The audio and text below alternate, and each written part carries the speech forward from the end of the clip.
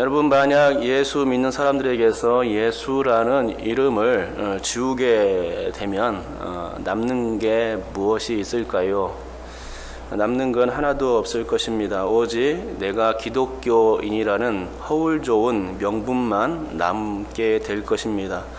기독교인들은 결코 예수라는 이름을 지울 수 없다는 얘기입니다. 우리는 예수님이 신앙의 기초요 토대인데 그걸 버리게 되면 다 아무짝에 쓸데없는 일입니다.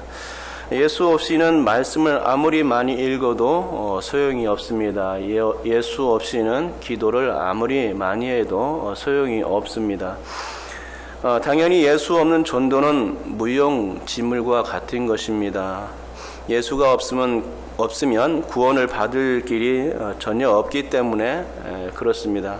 그러기에 기독교에는 예수가 있어야 하고 신앙인에게는 예수라는 명찰, 그 명찰을 꼭 폐용하고 다녀야 되는 것입니다. 그렇습니다. 기독교인들은 예수라는 이름의 명찰이 꼭 필요합니다. 너무나도 귀한 그 이름 예수, 너무나도 자랑스러운 그 이름 예수, 너무나도 고마운 그 이름 예수, 그 좋은 예수를 항상 잊지 않기 위해서 우리는 예수라는 이름의 명찰을 항상 가슴에 붙이고 다녀야 하는 것입니다. 기독교인들에게는 예수라는 명찰이 없어지면 상당히 공허해집니다. 예수라는 이름의 두 글자를 기독교인들에게서 지우면 상당히 난감해지게 됩니다. 예수가 신앙의 전부인데 어찌 예수라는 명찰을 뗄 수가 있겠습니까? 예수 명찰을 가슴에서 떼어내는 순간 우리의 신앙은 날아가 버립니다. 그건 이미 예수의 사람이 아닌 것입니다. 뿐만 아니라 예수 명찰이 안 보이게 돌려놓아서도 안 됩니다. 그것은 예수를 부끄럽게 생각하는 것입니다.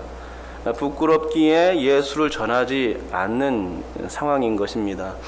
예수 명찰은 떼어내서도 안 되고 이렇게 돌려놓아서도 안 되는 일이지요.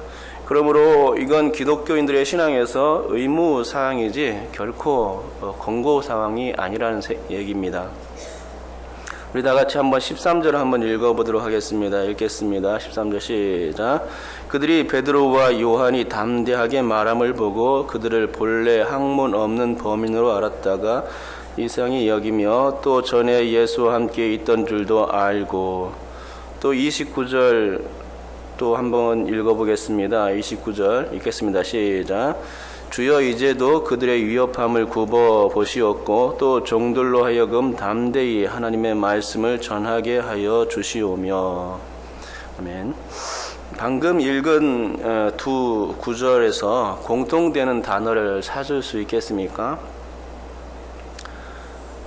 그것은 파르레시안이라는 헬라어 단어인데요. 옛날 개혁 한글판에서는 그 13절에 담대하게 말함을 보고가 기탄 없이 말함을 보고로 번역되었었는데 지금은 개혁개정으로 바뀌면서 바뀐 것 같습니다. 그래서 이제 29절과 동일한 담대함으로 이제 번역되어 있는데요. 그렇죠. 13절과 29절의 공통된 단어는 담대한이란 말입니다. 여러분, 베드로는 지금 담대한 겁니다. 그 어느 때보다도 담대하고 또 이보다도 더 담대할 수는 없었습니다. 그 이유는 다른 것에 있지 아니하고 예수 이름 때문에 그랬습니다. 베드로는 이미 예수 명찰을 착용한 상태였습니다. 아니, 착용하는 것을 넘어서 아예 그 자신의 옷에다가 오바로크를 쳐놓아서 떼어낼 수 없는 상황으로 만들어 놓은 상태인 것입니다. 예수 없이는 못 살 것처럼 하는 그런 상태가 된 것입니다. 그는 과거처럼 예수 이름을 부인하는 그런 오류를 범하지 않겠다고 생각하면서 명찰 착용에 대해서 확실히 해둔 것이죠. 그때는 예수를 몰라서 부끄러워했고 그래서 그 이름을 숨겼고 너도 그 당이지 라고 말할 때에 벌벌 떨었고 그래서 도망갔습니다. 하지만 이제는 아닙니다. 예수 이름이 너무나도 자랑스러워 오히려 사람들에게 잘 보이도록 예수 명찰을 착용했고 또 가슴 한복판에 보란 듯이 예수를 새기고 담대하게 그 이름을 외쳤던 것입니다. 이런 베드로의 담대함은 그가 예수 이름의 위대성을 알고 있었기 때문에 가능했던 것입니다. 국회의원들 아시지 않습니까? 국회의원들이 가슴에 무엇을 달고 다닙니까? 국회의원 배지를 달고 다니는 것 아닙니까? 이 배지를 왜 달고 다닙니까? 그것은 그 배지가 큰 유세이기 때문 아닙니까? 가슴에 부착된 예수 이름이 그와 같다는 것입니다. 큰 유세입니다. 예수 이름은 큰 유세이고 큰 자랑거리인 것이죠. 적어도 베드로에게는 그랬습니다. 국회의원들이 자신의 금배지를 부끄러워하지 않듯이 그래서 베드로도 부끄러워하지 아니했고 또 우리 기독교인들 나 자신도 예수를 부끄럽게 생각하지 않아야 된다는 사실이죠. 예수 이름을 들고서 그 이름을 담대하게 외쳤던 베드로, 다른 이로서는 구원을 얻을 수 없다고 담대하게 외쳤던 베드로, 저나 사람 중에 구원을 받을 만한 다른 이름을 주지 않았다고 기탄 없이 말했던 베드로, 오직 예수 이름만을 외치며 그분의 이름을 알리기 위해서 소리쳤던 베드로, 이런 베드로의 예수 외침은 오늘 본문에서도 여지없이 성공하고 있습니다. 그 첫 번째 이유는 사도들을 협박했던 그 종교계 어르신들을 꼼짝달싹 못하게 한 데서 찾을 수가 있습니다. 그들은 담대함으로 학구적이고 또 신학적으로 말하는 베드로를 당해낼 수가 없었습니다. 오히려 베드로를 다시 보게 되는 상황이었던 것입니다. 베드로를 볼 때에 사람들은 본래 학문 없는 사람으로 치부했었는데 그렇게 알고 있었는데 참으로 오늘 상황에서는 그렇게 보이지 않았던 것입니다. 그래서 베드로를 보면서 이상하다고 하면서 결국에는 할 말을 잃게 되었던 것입니다. 또 예수 외침이 성공할 수 있었던 것은 그 두 번째 이유가 그가 주눅들지 않고 주의 복음을 전함으로써 그것을 듣는 군중들을 확실한 믿음 가운데로 인도했기 때문입니다. 별것 아닌 것도 담대히 말하면 어떻습니까? 진짜 같고 또 호기심을 자아내지 않습니까? 그런데 정말로 위대한 일을 성령 충만함으로 강력히 말한다면 하나님의 역사는 당연하게 따라오게 되어 있는 것입니다. 당시의 상황이 그랬습니다. 베드로가 너무나도 예수 이름을 당당하게, 담대하게, 담력 있게 전했던 것입니다. 그러니까 사람들이 그 담대함에 녹아지게 된 것이죠. 그러니까 초기 기독교 복음의 기초를 베드로가 아주 잘 닦아 놓은 것이라 생각합니다. 만약 베드로가 예수 이름을 실시하며 부끄러워하고 협박과 위협 앞에서 기가 죽었다면 아마 기독교의 복음은 처음부터 시들했을 것입니다. 하지만 베드로가 아주 잘 해준 것입니다. 기독교의 토대를, 교회의 토대를 잘 세워준 것이라 생각합니다. 예수의 복음은 이렇게 전하는 거야, 담대하게 전하는 거야, 그럴 때 성령의 역사가 따르는 것이지 라고 그 모범을 아주 잘 보여준 것입니다. 그래서 초기부터 복음의 역사가 아주 크게 일어났고 성령의 역사가 모든 기적들이 아주 크게 교회를 중심으로 일어날 수 있었던 것입니다.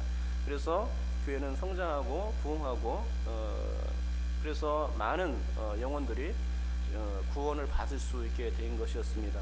그것이 베드로의 영향이 상당히 컸던 것이죠. 그렇습니다. 만약 우리 교회도 베드로 같은 담대한 사람 하나만 있다면 그 한 사람을 통해서 부흥은 금방 오게 될 것이라고 생각합니다. 바로 그 한 사람이 미국을 흔든 부흥사 D.L. 무디였습니다. 무디는 구두 수성공으로서 목사 안수도 받지 못한 사람이었습니다. 하지만 그에겐 한 가지 꿈이 있었습니다. 그것은 주님을 전해야겠다는 지상 명령의 그 한 가지 꿈이었습니다. 구두 수선을 하면서 매일 생각했던 것이 예수의 꿈, 예수를 전하는 꿈이었다는 말이었죠. 그것은 주님을 전해야 되겠다는 그 지상 명령의 한 가지 꿈이었다는 말입니다. 그리고 그 꿈을 결국은 이뤄냈습니다. 그의 신앙과 그의 예수 외침이 미국을 복음으로 발칵 뒤집어 놓을 수 있었던 것입니다. 하지만 무디는 오늘 본문에서 말하는 것처럼 베드로처럼요, 학문 없는 그런 사람이었습니다. 무디의 설교 원본을 보면 그걸 알 수 있다고 합니다. 그의 설교 원고를 사람들이 읽어내기가 쉽지 않다는 것이죠. 왜 그렇습니까? 그는 철자법을 잘 모르기 때문에 스펠링이 엉망이라는 것입니다. 그래서 그 설교 원고를 읽으려면은 도저히 읽기가 힘들다는 것이죠. 하지만 예수 이름에는 너무나 담대했고 그래서 하나님께 쓰임받는 인물이 큰 인물이 될 수 있었던 것입니다. 학문 없는 사람이었지만 예수 앞에서는 아주 자랑스러운 인물로 설 수 있었던 것입니다. 베드로도 마찬가지였습니다. 그는 랍비 교육을 받지 못한 사람이었습니다. 그러기에 율법을 해석하는 것을 제대로 해낼 리 만무했습니다. 예수께서 가르쳐 주셨기에 가능할 수 있었던 것이지 예수님이 아니었다면 거친 바다에서 고기나 잡는 어부로서만 딱 어울릴 그런 사람이었습니다.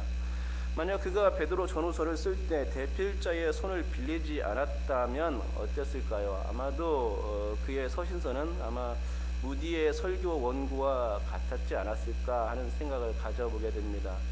베드로 전후서를 자신이 직접 썼을 때에 스펠링이 맞지 않아서 사람들로 하여금 이 글이 무엇인가 하고 생각하게 만드는 그런 글이 되지 않았을까 하는 생각이 드는 것입니다.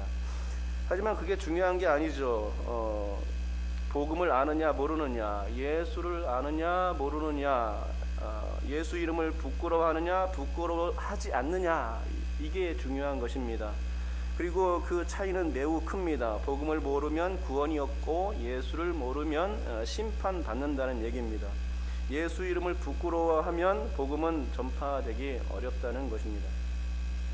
여러분, 여기까지가 신앙의 의무사항 그 첫 번째인 예수 이름이 부끄러워서 그 분의 명찰을 거꾸로 돌려놓지 말자라는 얘기를 지금까지 했습니다. 이제는 신앙의 의무사항 그 두 번째인 공갈 협박이 두려워서 예수의 명찰을 떼는 일을 절대로 거부하자라는 이야기를 나눠보고자 합니다. 이 얘기는 처음에 말씀드렸듯이 예수라는 명찰을 떼어내느냐 부착하느냐 하의 그런 문제입니다. 명찰을 돌려놓는 것하고는 상당히 다르죠. 명찰을 뗀다는 것은 아예 예수 이름과 상관없다는 얘기입니다. 기독교인들은 그래서는 안 된다는 얘기죠. 이 문제에 있어서도 기독교인들은 그래서 예수 이름을 떼어내는 일에 대해서 절대로 거부해야 되고 그 신앙을 지켜야 되는 것을 알 수 있습니다. 고민할 일도 아니죠. 당연히 예수 명찰을 떼어내는 일을 거부해야 합니다. 그것은 당연한 일입니다. 예수 명찰을 떼어내는 일은 당연히 거부되어야 하고 오직 부착하는 일에만 힘써야 합니다. 다시 말하면 예수님을 저버려서는 안 된다는 이야기입니다. 아니, 그 이름에 대한 고백이 끊임없이 이어져야 합니다. 예수님은 우리들의 신앙의 요체이신데 왜 그분의 존귀한 그 이름이 쓰레기통에 버려져야만 하는 것입니까? 그럴 수가 없습니다. 예수 이름은 정말 존귀하기에 가장 중요한 심장에, 그 심장 일치에 여발한 듯이 내걸고 대문 앞에 명패처럼 내가 예수의 가문임을 선전해야 하는 것입니다. 그것이 기독교인들이 해야 할 일이죠. 우리 다 같이 17절과 18절 한번 읽어보겠습니다. 읽겠습니다. 시작. 이것이 민간에 더 퍼지지 못하게 그들을 위협하여 이후에는 이 이름으로 아무에게도 말하지 말게 하자 하고 그들을 불러 경고하여 도무지 예수의 이름으로 말하지도 말고 가르치지도 말라 하니. 이건 예수의 명찰을 떼라는 말입니다. 공갈 협박이 베드로에게 나타났습니다. 도무지 예수 이름으로 아무 일도 아무 말도 하지 말라는 이런 협박이었습니다. 그래서 이건 베드로와 요한에게 절대로 무리한 요구였습니다. 가슴에 오바르크 쳐둔 그 예수의 이름을 떼어라는 얘기는 결코 할 수 없는 그런 신앙의 일이었습니다. 이미 사도들은 예수 집안 가문 사람인데 어디 그 예수 이름의 명패를 함부로 버릴 수 있겠습니까? 그것은 조상을 거부하는 것과 똑같은 이치입니다. 나는 조상의 자손이 아니야 라고 거부하는 것이나 다름이 없는 얘기죠. 그것은 집안 팔아먹는 이야기와 똑같은 것입니다. 예수 이름을 버리는 것은 그래서 그것은 가룟 유다, 이완용 같은 사람이나 할 일입니다. 매국노와 같고 반역자와 같은 일이죠. 정말 온전한 신앙을 가졌다면 그런 짓은 할 수가 없습니다. 우리는 예수 이름을 결코 떼어낼 수 없고 쓰레기통에 버릴 수가 없다는 얘기입니다. 계속해서 19절 한번 읽어보겠습니다. 읽겠습니다. 시작. 베드로와 요한이 대답하여 이르되 하나님 앞에서 너희의 말을 듣는 것이 하나님의 말씀을 듣는 것보다 옳은가 판단하라. 이 말씀이 되게 중요하죠. 어떤 판단이 옳은가, 하나님의 말씀을 듣는 것이 옳은가, 세상의 이야기를 듣는 것이 옳은가, 공갈 협박의 앞에서도 굴복하지 않고 하나님의 말씀을 들어야 하는가라는 이런 명제 앞에서 우리가 결정을 잘 해야 된다는 얘기입니다. 베드로가 한 얘기죠. 우리는 이 사람의 말을 들을 게 아닙니다. 하나님의 말씀을 들어야 하고 그분께만 복종하고 순종해야 합니다. 하나님의 말씀을 듣고 따르는 것에도 그러니까 담대함이 필요한 것이죠. 어떤 위협 앞에서도 예수의 이름을 내동댕이 쳐서는 안 됩니다. 우리가 협박의 상황이나 핍박과 조롱, 고문과 살인의 현장 가운데 처해보진 않았기 때문에 쉽게 장담할 수는 없겠지만 정말 신실한 신앙은 그런 상황을 불문하지 않는다고 생각합니다. 우리의 신앙이 참으로 그러해야 합니다.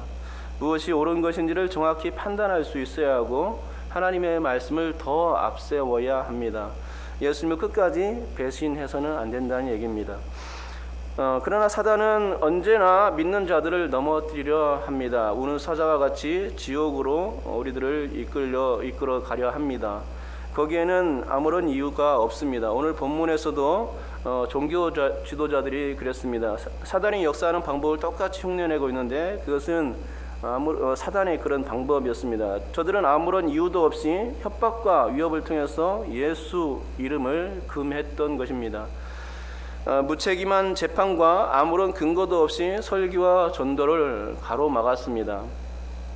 사단은 이처럼 아무런 이유 없이 믿는 자들을 무력화시키려 드는데 종교 지도자들이 똑같았다는 얘기입니다. 그들은 이해할 수 없는 말로 사도들의 예수 활동을 금지하고 나섰습니다. 그렇습니다. 이러한 상황을 보면서 우리는 무엇이 옳고 그른가를 결정하고 옳게 판단할 수 있어야 합니다. 내가 신앙을 지키는 일이, 예수 이름을 끝까지 붙드는 일이, 예수의 이름이라는 그 명찰을 가슴에서 끝까지 부착하는 일이 얼마나 중요한 일인가라는 것을 끝까지 생각하고 그것을 견지해내야 하는 것입니다. 내가 해야 될 옳은 일이 무엇인가 신앙의 올바른 판단을 해야 한다는 것이죠. 베드로는 바로 그러한 판단을 해내고 있는 것입니다. 고무신을 거꾸로 싣지 않겠다라고 판단을 한 것입니다. 군대 그 사람들이 가면은 여자들이 고무신을 거꾸로 싣지 않습니까? 그래서 남자들이 많이 울기는 하는데 그런 것을 많이 봤습니다. 군대 26개월 15일 했나요? 제가 근데 한번 서너 명 이상은 본 것 같습니다. 그렇게 고무신을 거꾸로 싣지 않아야 된다는 일이죠. 베드로는 그것을 알았습니다. 그래야만 예수님을 섭섭하지 않게 하는 것이 되겠죠. 어떤 의혹과 협박 앞에서도 진리를 수호하고 거짓과 맞서서 싸워야 하는 것입니다. 예수 명찰을 떼어내도 된다. 사단은 자꾸만 속이지만 그렇게 속일 때에 넘어가면 안 되는 것이죠. 예수 이름이 우리 가슴에서 떼어지는 일은 예수님을 반역하는 일이고 그것은 용서받지 못하는 죄가 되는 것입니다. 우리가 결코 해내서는 안 되는 일이죠. 그러므로 여러분께서 이 신앙의 의무사항 두 가지를 꼭 지킬 수 있기를 바랍니다. 첫 번째가 무엇입니까? 예수 명찰을 돌려놓지 말자 하는 것입니다. 그리고 두 번째는요, 예수 명찰을 떼어내지 말자 하는 것입니다. 이 두 가지를 지킴으로써 예수 이름이 우리를 통해서 전파되고 담대하게 우리가 또 예수님을 전함으로 말미암아서 많은 하나님의 역사와 기적들 그리고 영원히 구원받는 일이 일어날 줄 믿습니다. 이와 같은 일들을 해낼 수 있기를 주님의 이름으로 축복합니다. 기도하겠습니다. 하나님 아버지